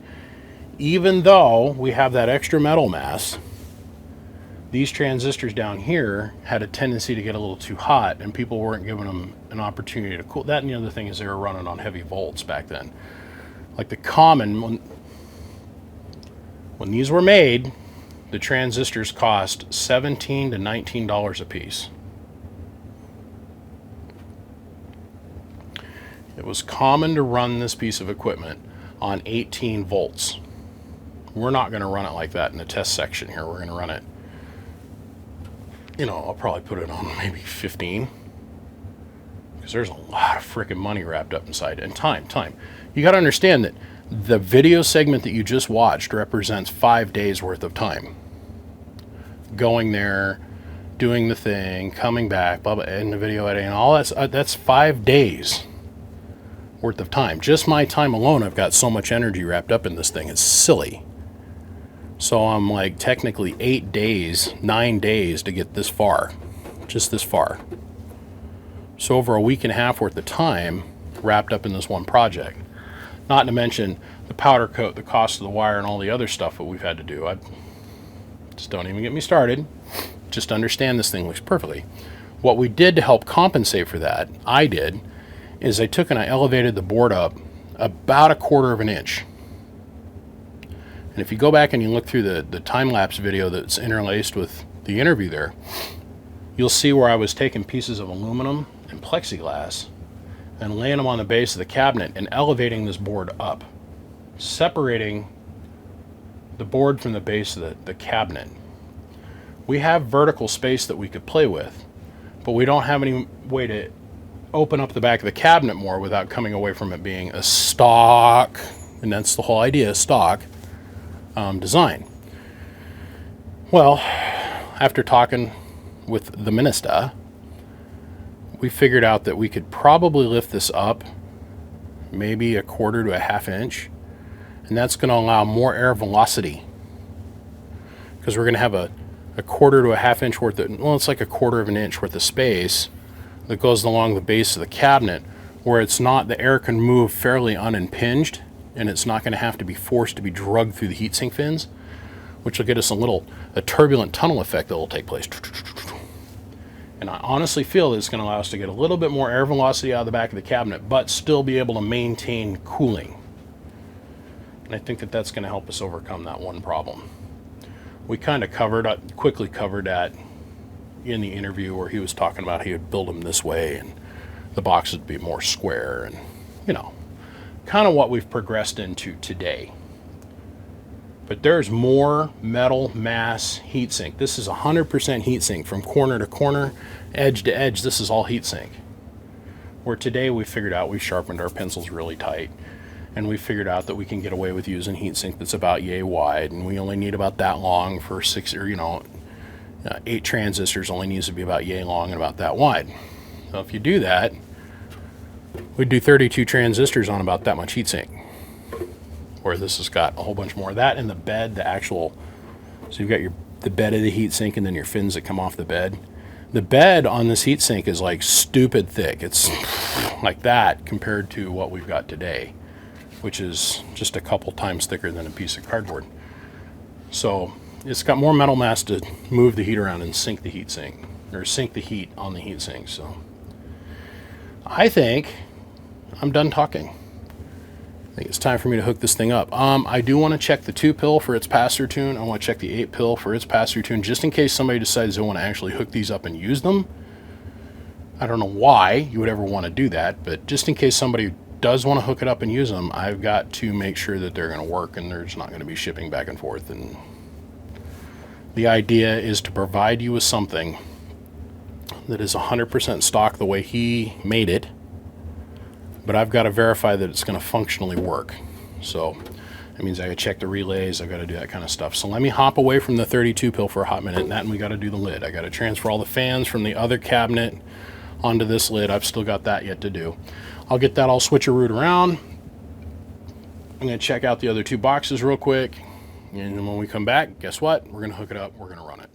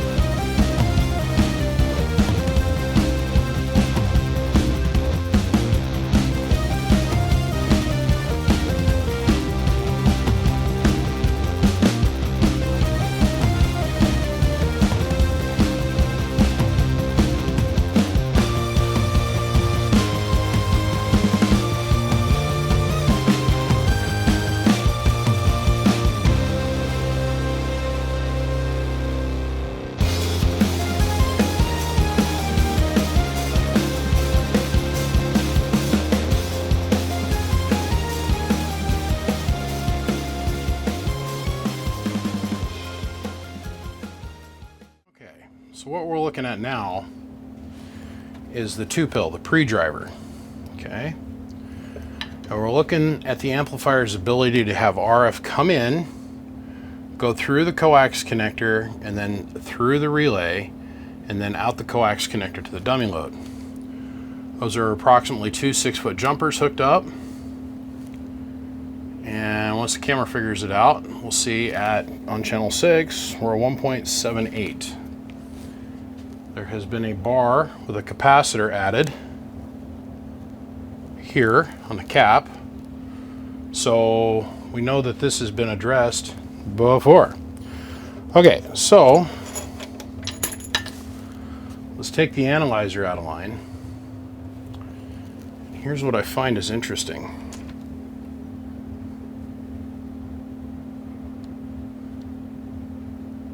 Here, let's go here. So our input capacitor, and that's our output capacitor. One, it's metal clad, and two, it's only 1,000 puff. So we're gonna hook this up and run it, but I have a feeling that this has been mucked with at some point or another in its life.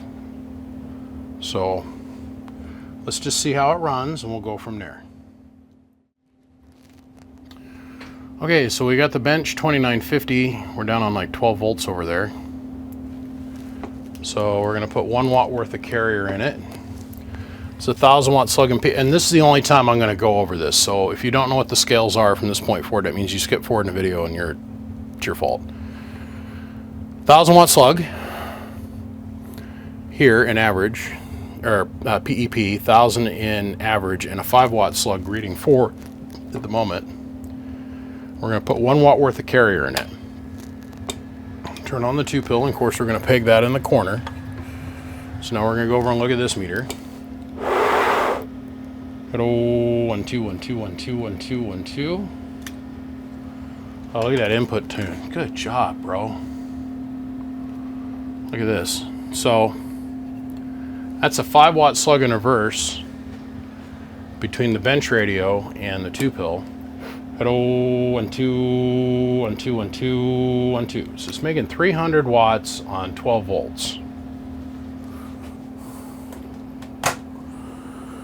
Turn our voltage on to where we're going to operate, which is about 15.5. Hello, 400 watts with 30 watts of drive. That's not bad at all. Check this out. There's radio drive. Hello, 1 2, 30 watts. Here's a 2-pill. Hello, 1 2 1 2 1 2. Okay. So the 2-pill checks out. As in, like, we're not going to muck with it. We're not going to change it. We're just going to accept that this is the way it is.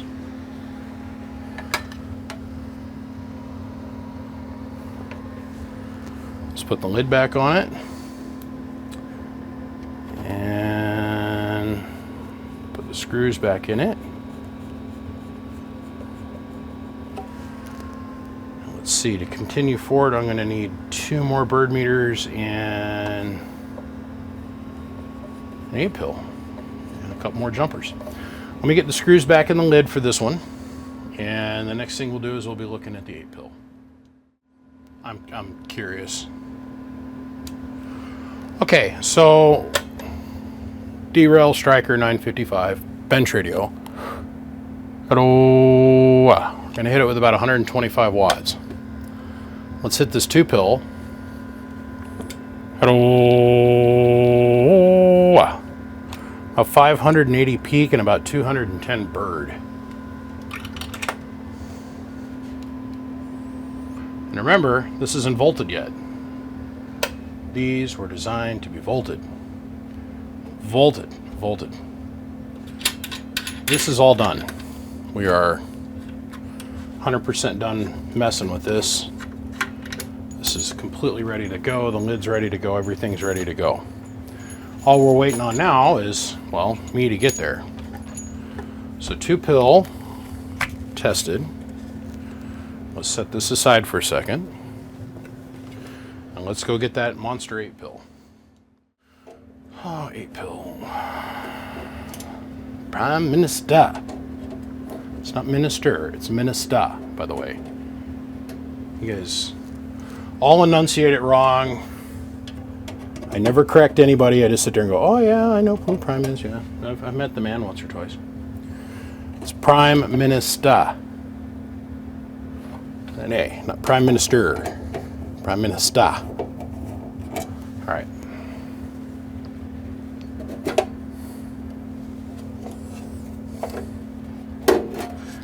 It's the same remote technology.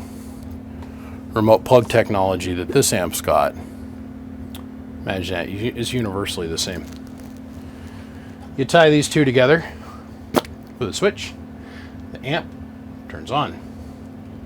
So let's go ahead and we'll do the network analyzer. Let's see, that is out, yes. That's so weird. In, out, 2-pill is in, out, 32-pill, out, in.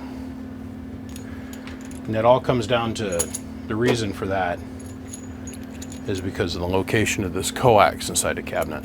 So just be forewarned, whoever ends up buying this, that you know what's going on.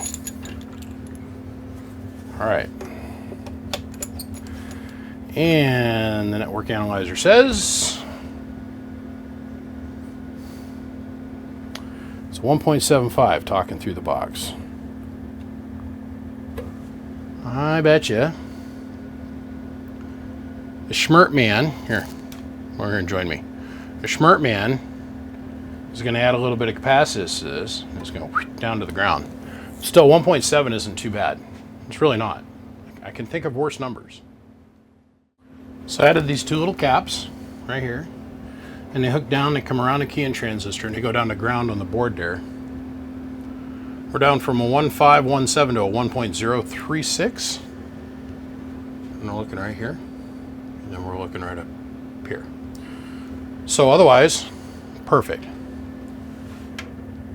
We're done with this. Okay, let's hook it up and run it. Okay, 2-pill section, just the 2-pill by itself with the 955 hitting it. But oh, remember, we're in 2x. So let's see, that would be, oh, let's save my brain. There we go. We're in 1x.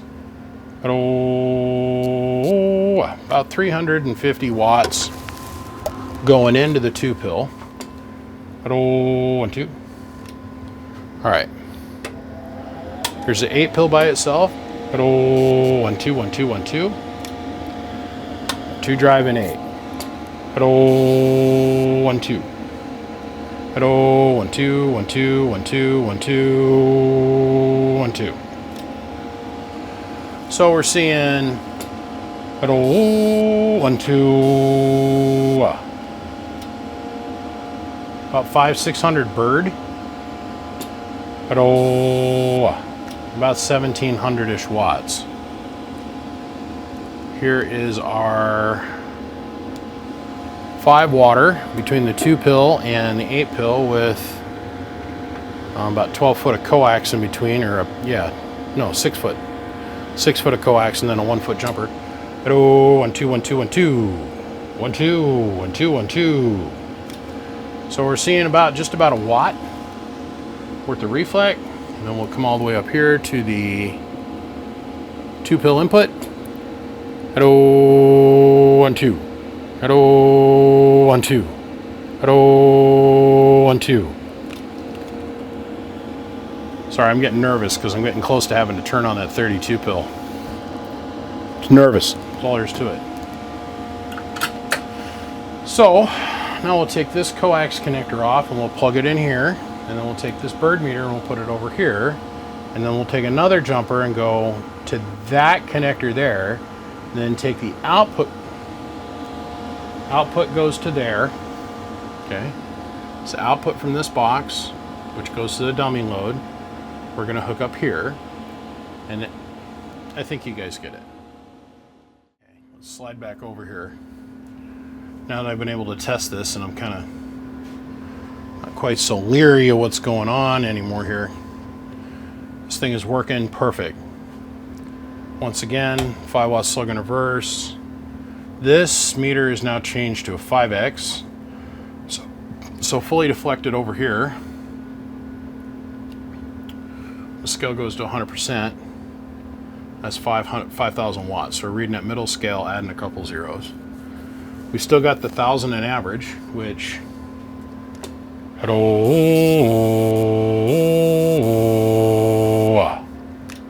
we're about pegging in the corner, and we're hitting it with a 2-pill at the moment. So we're going to pull that 5,000 watts or the 1,000 watt slug out, and we're going to place it with a 5 kW slug. Focus anytime meter. Anytime. Or camera. Focus on the meter. Anytime camera. Okay. So now we know we got our coax links right because of this here. Hello. Drops to almost 0. See, we'll tweak this some more here. Hello.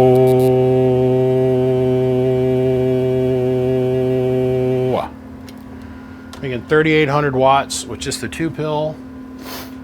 A little 2-pill Skullcracka hitting it. I'm tickled. Nothing in this box is getting hot. Nothing's imbalanced. As in, none of the final, like the 100 ohm output balance resistors, none of that's getting hot. And we got good meter movement over here for what we're doing. To make that 3,500 watts, we're pulling 277 amps. Now, you guys got to remember, if I'm getting into the camera, sorry, there's not a lot I can do about it. There's just not a lot I can do about it. There's going to be a lot of RF flying around on camera here, or in the air here, so just understand that. Okay, now that we got the input tune on the 32 pill set, the input tune on the 8 pill set, and the 2 pill in line, I want to pull this meter out to get rid of this extra length of coax. So we're going to go directly into the 8 pill, and then we're going to hit it and quit it. Okay, so this is the sketchy bit to me. Because right now we've got a bunch of really good transistors, but this is what I'm supposed to do. This is what I was told to do. So we got 1 watt going into the 2 pill. That's going into the 8. It's going into the 32. We have a 5,000 watt on the right hand side, and we're going to stay zoomed in here. 5,000 watt in peak and a 5,000 in average. Hello. Off the stop peg. Modulating forward to about 1900 bird. This is the part that I don't like. Watch the center meter. Slammed it in the corner. 5,000 watt carrier without a problem. And listen, that's a lot of money that we just risked. It's a lot of money. So just took a 5K slug, laid it in the corner.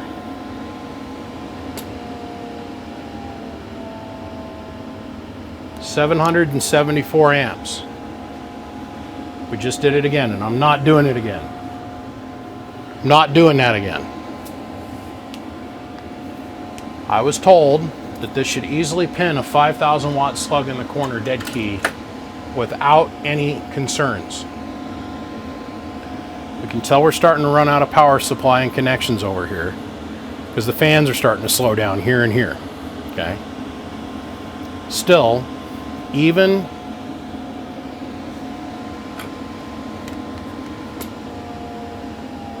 poof, 15 volts is 750 watts. 15 volts is 754 amps drawn total between this, this, and this, and pegging a 5,000 watt slug in the corner.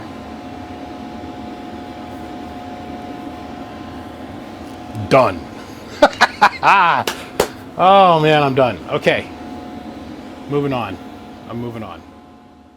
So I'm done. This is our leads for our fan. I made them long enough so that if you wanted to display this open for some reason you could. But the sound that this amp makes when all the fans are running is just, give me chills. It takes me back. I'll tuck that up out of the way.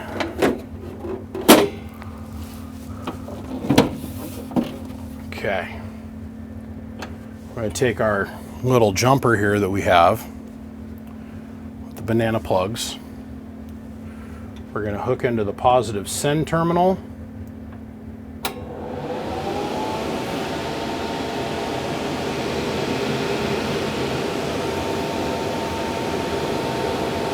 As he said in the video, Lord have mercy on the big hammers. This thing is designed to sit in the back of your truck like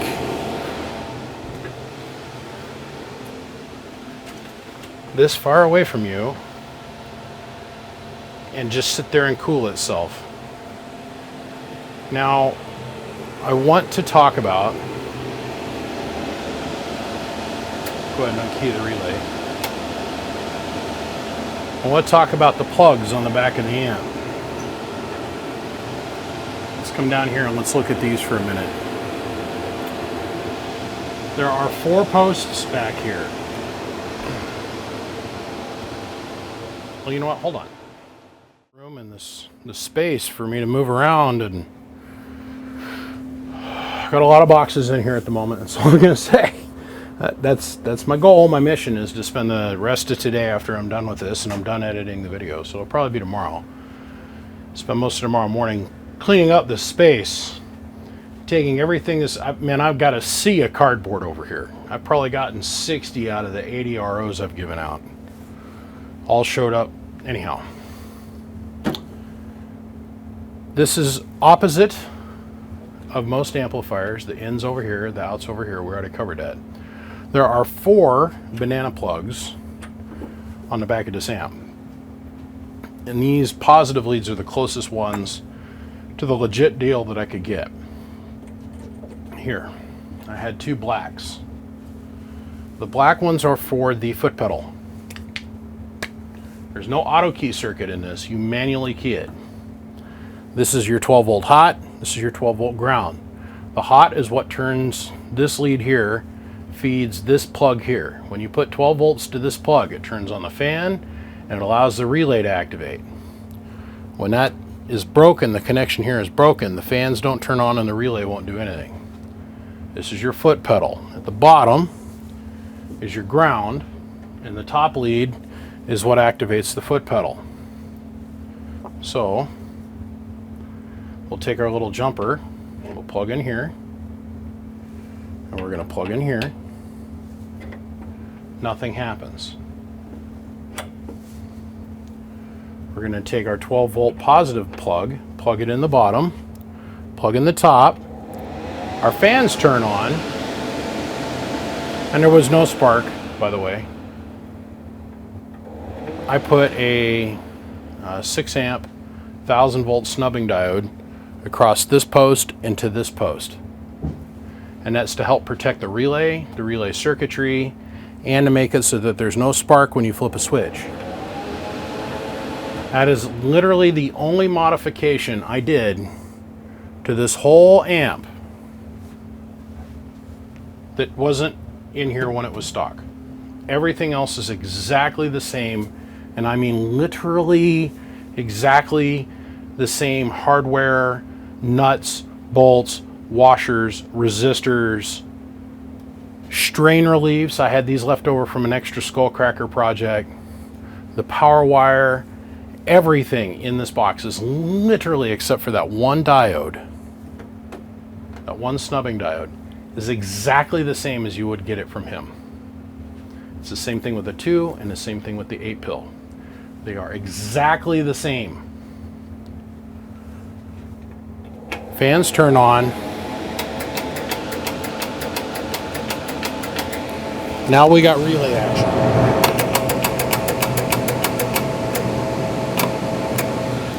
So, in that relay, I took probably an hour with this file and cleaned it within a millimeter of its life. And this is a special kind of file for cleaning relays and contact points. You can buy them on Amazon. When you get to this level of amplifier, you don't want to have an auto key anything. Just don't want it. You'll end up screwing up the relays. It'll work for about a week. And then after that, you'll slowly lose hearing, and then you won't be able to talk through the box with the amp off, and you're gonna call me, man, there's something wrong with the amp. No, you screwed up. That's, I told you, no auto key circuit. So that's the reason we do the foot pedal thing. So you step on a foot pedal and then you key all your other radios and amps and stuff. That relay is shut. And then you charge the circuit, then you unkey the radio, and then you come off the foot pedal. That way the relay is not having to break any electrical connection. It lasts a whole lot longer that way. I'm going to send these 90-degree banana plugs. I'm also going to send these 2 banana plugs for you to plug in. And there are different ways of doing things today. There's no doubt about it. But when this was built to make this period correct to its time, this is the standard. Now, when you got the amp back in the day, there wasn't any of this fun shit that's on the back. Like labels telling you what they are and what they do and how to go about hooking up to them. You were assumed to be a little bit smarter than the average woodchuck. So, ground for foot pedal, 12 volt negative ground return for foot pedal, 12 volt hot for remote on, 12 volt return for remote on. Bottom is source, top is the return. Okay. There is a scuff here, a scuff here, a scuff here, a scuff here, and another one a little bit farther up the cabinet. Another one up here, and then a little scuff right here on the lid. Other than that, the lid is pretty much in pristine condition. The rest of the cabinet has been repowder coated. It is close to the 1990s, early 2000s, probably causes cancer on Mars because we didn't know any better back then. Gloss powder coat. These are as close in color match as gloss as I could get.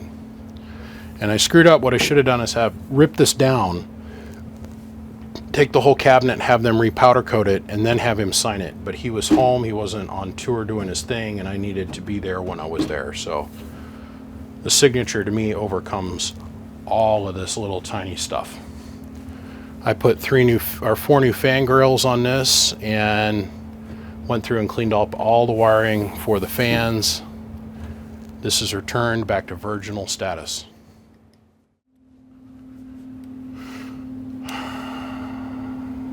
Put some screws in the lid here real quick. So the lid is now permanently attached. When you get this, you're going to want to open it up and look at it. It's only going to have a couple screws in it. They are all 632 crush nut, all of these. Nothing is stripped out. Everything is absolutely mint. So, I mean, you got to remember the crush nuts are just aluminum, basic pop rivets for the most part.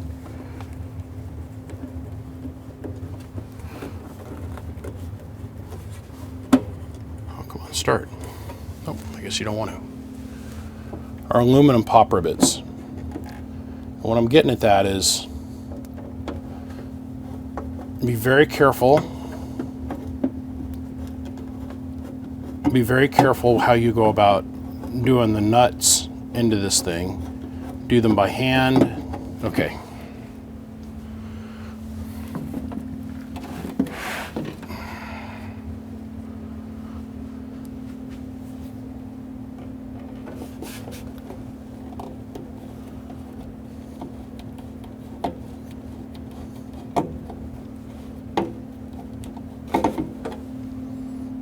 Not happy.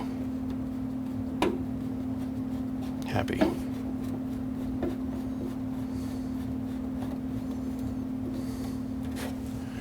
Do them by hand. Don't use an impact driver of any kind. Thread them in one at a time. And be mindful of the fact that the inserts in here are made of aluminum. And they can strip.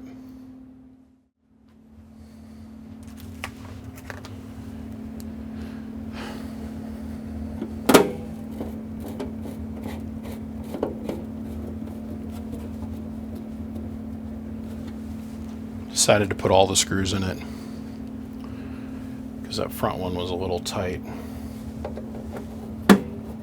Ended up having to, take a punch, and because it wasn't lining perfectly straight up, this front edge of the cabinet got tweaked a little bit. So dink, dink, everything else lined up. All right. I'm going to send a couple extra of the screws that I have left that are color matched. I'll send those. And let's wrap this thing up. Patreon have just been all over this. So here's our old lid. Let me rub through here. All scuffed and beat down, broken, used, but it was still in really good condition. I'll hold on to that. I'm positive there's somebody out there that's got one of these that needs another lid. This cabinet, on the other hand, this is the main reason that we're all here today, was to replace the cabinet because of this and how it was all borked up. I don't know what dropped in it, but it definitely ate the cabinet up in a couple spots. What I probably will do is I'll take this to a sheet metal friend of mine and have him drill out all the pop rivets and recut me a new ass plate for that cabinet, and then we'll have it all repowder coated so we still have a spare. Because I've got a couple of these cabinets, a couple of the boards, got